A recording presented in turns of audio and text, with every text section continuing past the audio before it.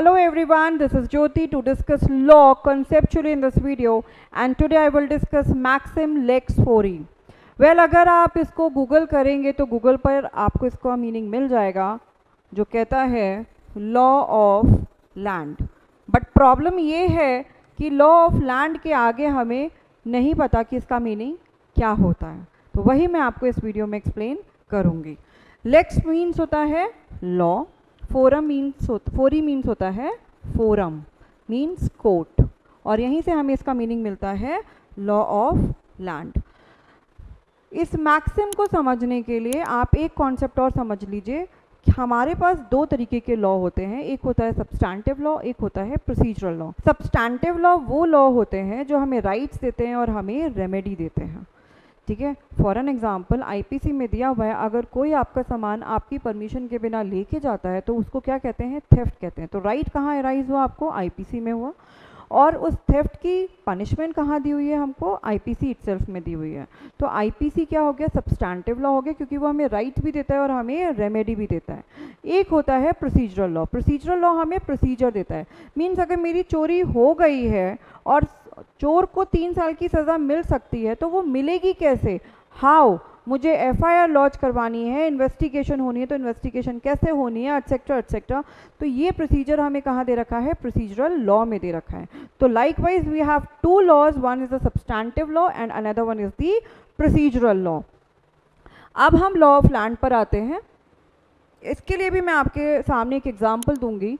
Let suppose एक Indian Hindu ने American Christian से शादी करी। शादी इन दोनों ने कहाँ करी, इन्होंने पेरिस में शादी करी, और शादी के बाद ये लोग कहाँ रहते हैं, जेनेवा में रहते हैं।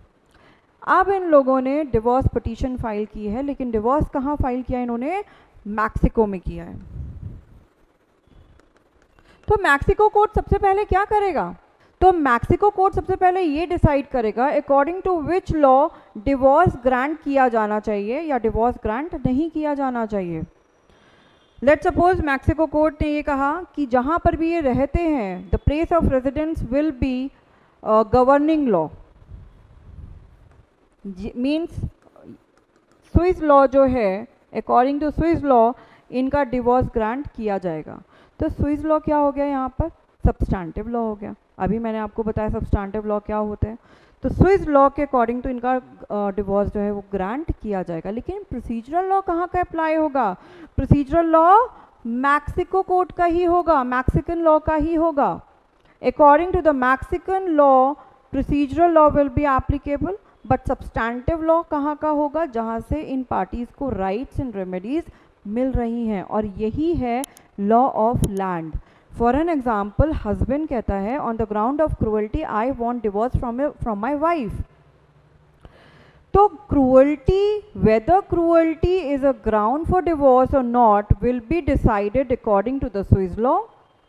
लेकिन करेक्ट कोर्ट में सूट फाइल की गई है या नहीं की गई है, that has to be decided according to the Mexican law, and this is what called law of land. एक बार और कंक्लूड कर देती हूँ। प्रोसीजरल लॉ जो होता है वो वहीं का अप्लाई होता है जहाँ पर केस फाइल किया गया है, लेकिन सब्सटैंटिव लॉ वहाँ का अप्लाई होता है जहाँ से पार्टीज को राइट्स एंड लायबिलिटीज मिली हैं, and this is called law of land, और यही इस मैक्सिम का मीनिंग है। आई होप इस मैक्सिम को आपने अच्छे से समझा होगा।